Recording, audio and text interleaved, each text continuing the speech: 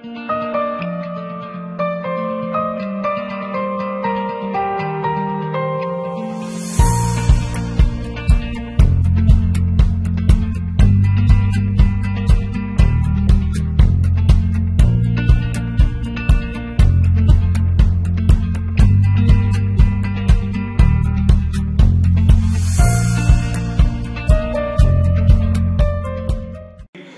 tema es la gran fe, es la segunda parte.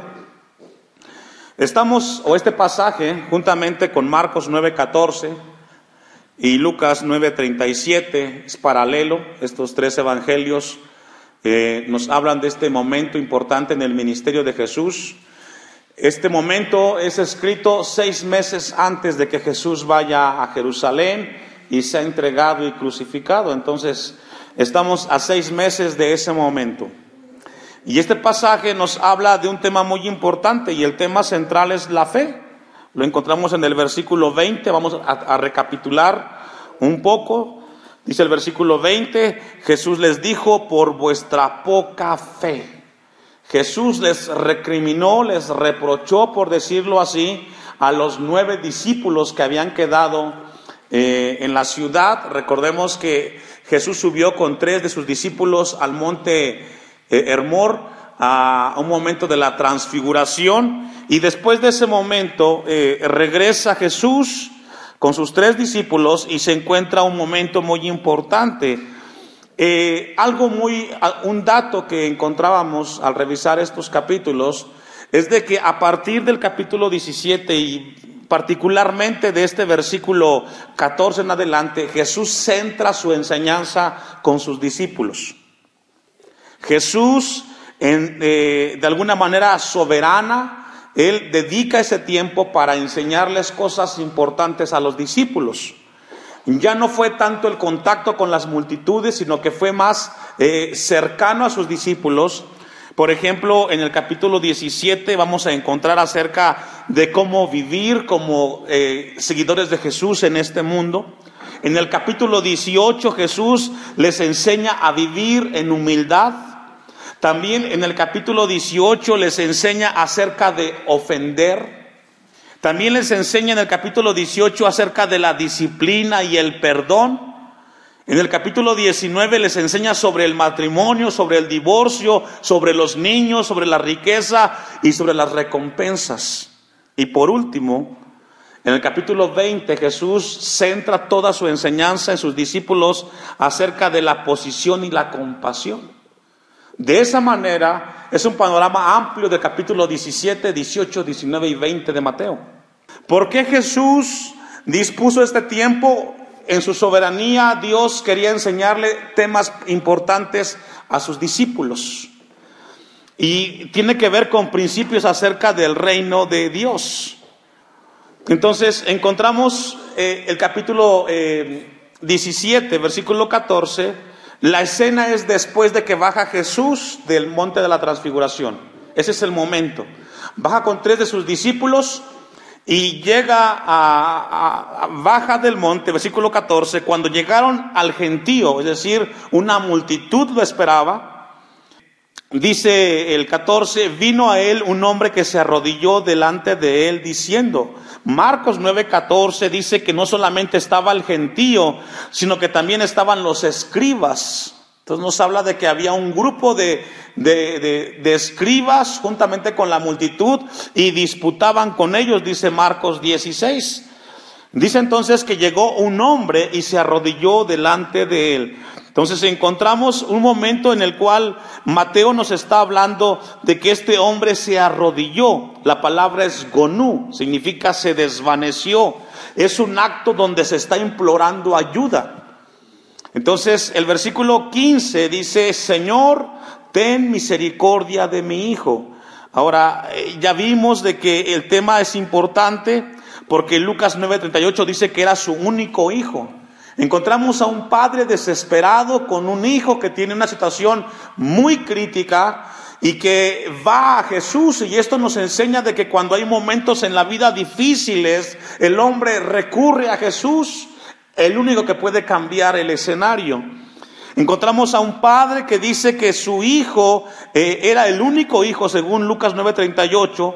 Dice Mateo 17:15, ten misericordia de mi hijo. Esa palabra nos habla de un profundo respeto hacia Jesús, y encontramos de que este hombre solicita un acto de misericordia. Esa palabra misericordia, el verbo es eleo y significa demostrar compasión. Este padre le dice a Jesús, muestra compasión con mi hijo. Y si algo Jesús tenía, es que él tenía compasión por la gente. La palabra compasión es identificarse con el que está sufriendo en ese momento. Entonces el padre solicita misericordia, pero él solicitaba de manera instantánea. Y vemos entonces a un padre que está en una profunda agonía, un padre que estaba necesitado de un milagro rotundo en la vida de su hijo. Dice el versículo 15 que es lunático. La palabra lunático es celeinazo, de donde viene la palabra epilepsia. Entonces encontramos a un niño o a un joven con un tema de epilepsia. Y el tema de la epilepsia es una enfermedad crónica, lo define la ciencia como una enfermedad crónica del sistema nervioso. Y encontramos a este chico, el cual tiene un síntoma de epilepsia y padece muchísimo, porque muchas veces cae en el fuego y muchas en el agua. Entonces encontramos que el tema de epilepsia era sumamente importante. Marcos 9:25 y Marcos 9:17 nos dice que además de la epilepsia tenía un comportamiento y que estaba mudo y estaba sordo. Entonces era un tema sumamente crítico el tema de este joven.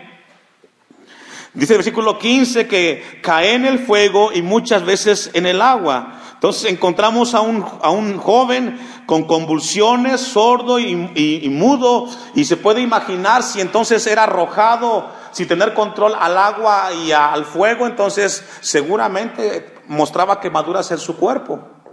Y ese es el escenario. Ahí está Jesús, en el cual hay un tema fuerte.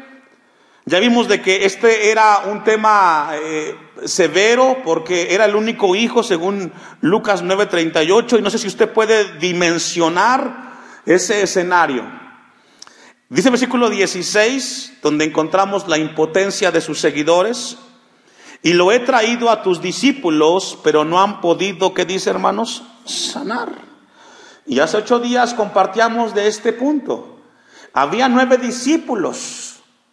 Ahí habían estado. Jesús en Mateo 10:1 les había delegado autoridad.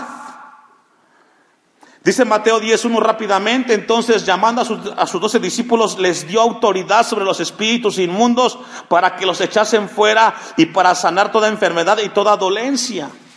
Encontramos entonces de que Jesús les delegó a los discípulos la autoridad, y aún más, según Marcos 6:12, ya la habían practicado. Dice Marcos 6:12, y saliendo predicaban que los hombres se arrepintiesen, y echaban fuera a muchos demonios, y ungían con aceite a muchos enfermos, y los sanaban. La pregunta que surge entonces, ¿qué salió mal? ¿Qué fue lo que pasó? Habían perdido el poder. Lucas 9:40 dice, registra ese momento en el cual el hombre le dice a Jesús: lo traje a tus discípulos y no pudieron hacer nada. Lucas dice en Lucas 9:40, y rogué a tus discípulos que le echasen fuera y no pudieron, dice Lucas. La pregunta es, ¿por qué no salió? ¿Qué fue lo que pasó en ese momento? Algo les faltó. Versículo 17 de Mateo 17. Respondiendo Jesús dijo: oh generación incrédula y perversa, ¿hasta cuándo he de estar con vosotros? ¿Hasta cuándo os he de soportar? Aquí le está hablando ¿a quiénes? A los discípulos, primeramente. También a los escribas que habían estado intentando hacerlo y no lo habían hecho. ¿Hasta cuándo he de estar con vosotros? ¿Hasta cuándo os he de soportar? Traédmelo acá. Jesús los calificó de perversos y de malos y de incrédulos. Fue la incapacidad de los discípulos lo que llevó a este momento, y Jesús les dice: tráemelo acá. Marcos, en Marcos 9:20, registra ese momento también.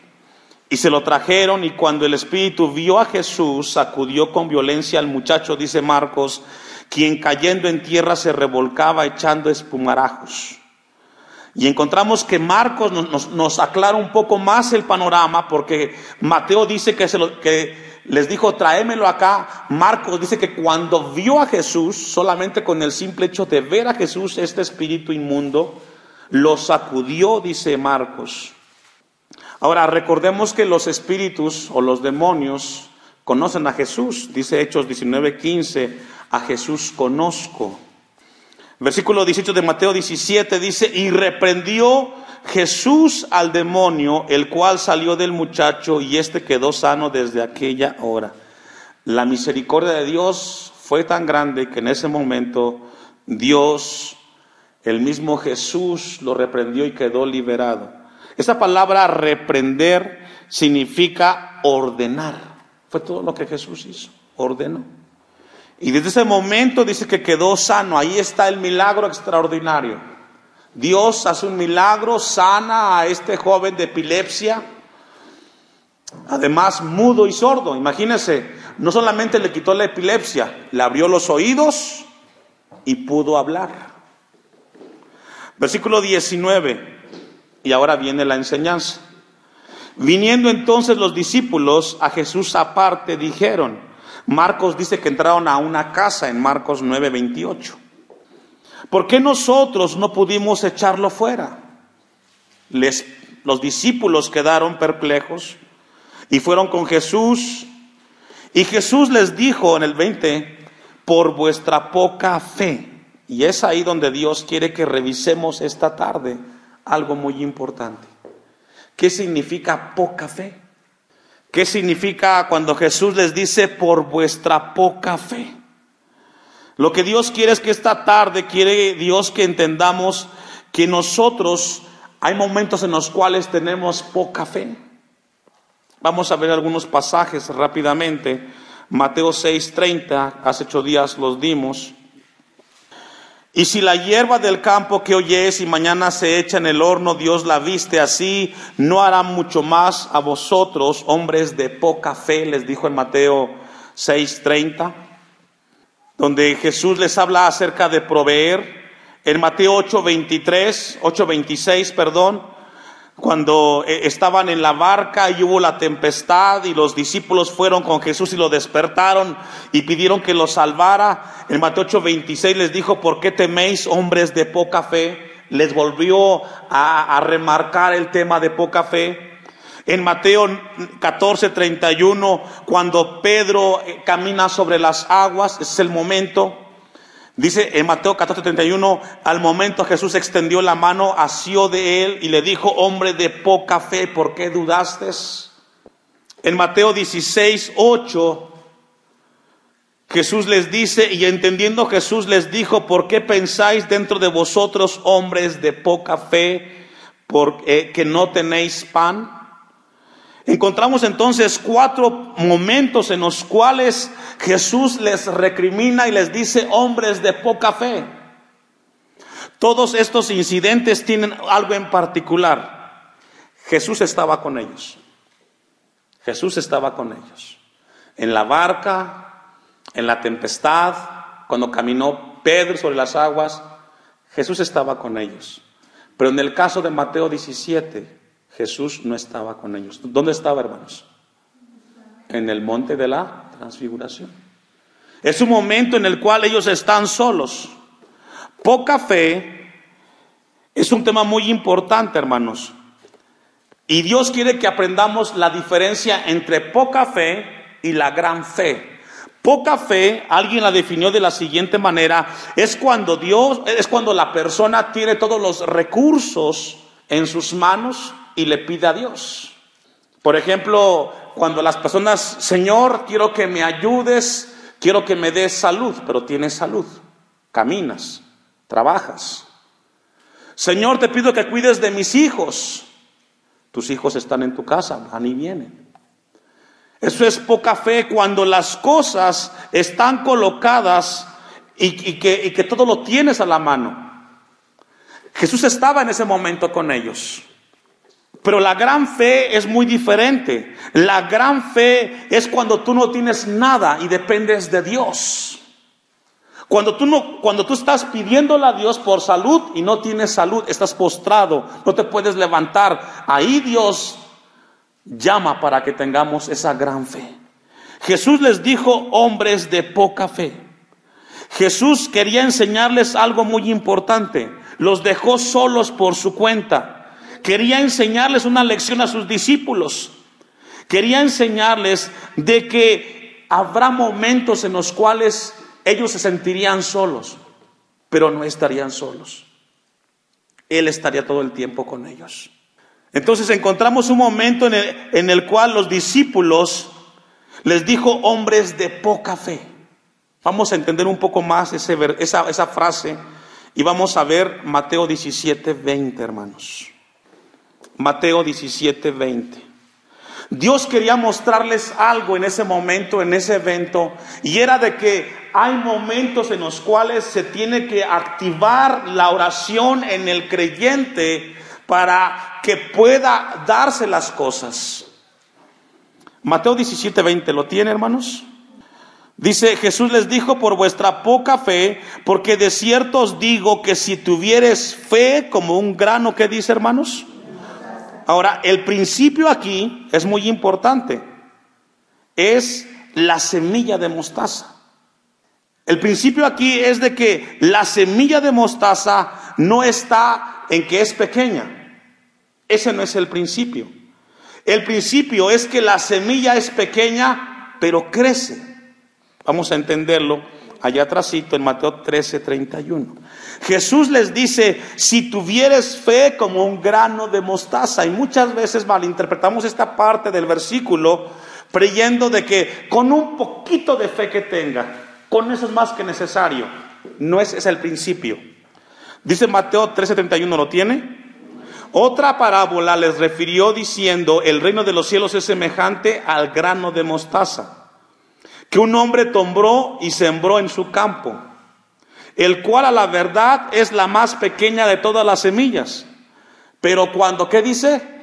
Ha crecido, y es ahí el principio. Hay momentos en los cuales Dios nos va a llevar para que esa semilla de fe vaya creciendo. ¿Cómo? A través de la oración. Dice el versículo 32, es la mayor ¿de qué? De las hortalizas. Si tuvieras la fe que se ilustra en una semilla de mostaza, empezarías como cristiano con una fe pequeña, pero esa fe tiene que crecer. No puedes quedarte con esa pequeña fe, tienes que crecer. Por eso Jesús les recriminó y les dijo, hombres de poca fe. Estaban acostumbrados a que Jesús estuviera con ellos. Seguramente ellos fueron con Jesús, con el joven que venía, que el padre traía, y fueron y oraron, y no fue liberado, no fue sanado. Fueron otra vez y tampoco fue sanado. Fueron una tercera vez y tampoco pasó nada. Pero ¿sabes qué? La semilla, pequeña semilla de mostaza, no solamente es un intento, 2, 3, es hasta que crezca como una hortaliza. Y es ahí donde Dios nos desafía a nosotros. Dios quiere que nuestra pequeña semilla de fe crezca. ¿Y sabe cómo crece, hermanos? En las pruebas. Porque nos aferramos y creemos de que Dios va a hacer la obra. Hermanos, la fe comienza con algo pequeño, pero tiene que crecer, no puede quedarse pequeño. Señor, yo te he pedido que me sanes, pero yo no voy a dejar de orar, yo voy a seguir orando, Señor. Te lo he pedido mucho tiempo, pero yo voy a seguir orando, voy a seguir pidiendo, porque yo quiero creer que tú harás la obra. Todo empieza, hermanos, con algo pequeño y va creciendo. Lo que encontramos, hermanos, es de que debe de haber una constancia en el tema de la oración, porque es el tema central de la enseñanza de Jesús. Vamos a ir a un pasaje más para entenderlo, Lucas 11:15. Entonces, cuando Jesús les refiere, si tuvieres fe como una semilla de mostaza, les habla de que tiene que crecer esa confianza en Dios, porque la palabra fe es confianza en las promesas de Dios. Dios ha prometido muchas cosas, pero tiene que crecer esa confianza. A veces el cristiano tiene un problema y ya no crece, porque la fe es confiar en las promesas de Dios. Eso es fe. Y tenemos que creer que Dios hará la obra. Él dijo: yo estaré con ustedes todos los días hasta el fin del mundo. Lucas 11:5. Les dijo también: ¿quién de vosotros que tenga un amigo va a él a medianoche y le dice: amigo, préstame 3 panes? Porque un amigo mío ha venido a mí de viaje y no tengo que ponerle delante. Y aquel respondiendo desde adentro le dice: no me molestes, la puerta ya está cerrada y mis niños están conmigo en cama. No puedo levantarme y dártelos. Os digo que aunque no se levante a dárselos por ser su amigo, sin embargo, por su importunidad se levantará y le dará lo que necesite. Y yo os digo: pedid y se os dará, buscad y hallaréis, llamad y se os abrirá. Porque todo aquel que pide, ¿qué dice, hermanos? Recibe, y el que busca, halla, y el que llama, ¿qué dice? ¿De qué está hablando ahí? De constancia. Pides, recibes. Pero ¿cuántas veces lo has hecho? Ya no le oro a Dios porque Él no me contesta. No, el desafío es que la semilla crezca. Hay que pedir.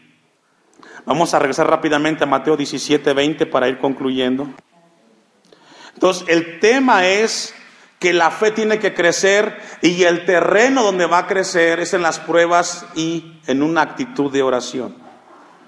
Por vuestra poca fe, porque de cierto os digo que si tuvieres fe como un grano de mostaza, diréis a este monte: pásate de aquí, y se pasará. Y aquí entramos a una parte del versículo 20 donde muchas veces es mal interpretado. Jesús no está hablando de mover montañas. Ese no es el tema. En el tiempo de Jesús se daba el tema de desplazar montañas. Aquellos hombres, maestros, rabinos, cuando ellos enseñaban algo y el alumno aprendía la enseñanza del maestro, a eso se le llama mover montañas. Cuando tú entendiste el mensaje del maestro. Porque lo que Jesús está hablando aquí no se trata de mover montañas literales, sino montañas de dificultad. ¿Sí logro entender esa parte? Lo que Jesús quiere que aprendamos no es a mover montañas literales, sino a mover montañas que se nos presentan en la vida como dificultades. Cuando los discípulos, Jesús les habló, les quería dar una lección muy grande. Diréis a este monte: pásate de aquí allá, y se pasará, y nada os será imposible. Lo que este texto al final quiere decir, que tenemos que aprender que todas las dificultades tienen solución en la vida, aún la misma muerte. ¿Escuchó eso? Todos los problemas tienen solución y tienen esperanza en Jesús. Las enfermedades, las dificultades en el trabajo, en el hogar, todo tiene solución en el nombre de Jesús, y aún la misma muerte tiene esperanza en Jesús. Lo que Dios quiere es que aprendamos a mover las montañas de dificultad, y probablemente esta tarde tú tienes una montaña en tu vida, pero Jesús es más grande que tu montaña, hermano. Ese es el asunto. A veces las montañas son tan grandes, son tan difíciles, porque quizás nunca las has tenido. Pero ¿sabes qué? Tienes contigo a un Cristo de poder, que dijo: estaré contigo todos los días hasta el fin del mundo. Él es el mismo de ayer, de hoy, por los siglos de los siglos. Jesús quiere enseñarnos esta tarde con este pasaje, quiere que aprendamos a resolver las dificultades, a desarraigar las montañas de problemas que tenemos. Todos tenemos problemas, pero ¿sabes qué? Están para que tengan solución en el nombre de Jesús. Por eso Jesús dice que tu fe tiene que crecer. Ahí están sus promesas. Aunque ande en valle de sombra de muerte, ¿qué? Entonces, ahí está la promesa. Quita la dificultad y confía en Dios. Confiemos en Dios. Dios quiere que aprendamos en esta tarde a que las dificultades tienen una respuesta en Cristo Jesús. Y puede ser muy grande. Y quizás la montaña esta tarde está estorbando tu caminar. La tienes enfrente, no puedes caminar.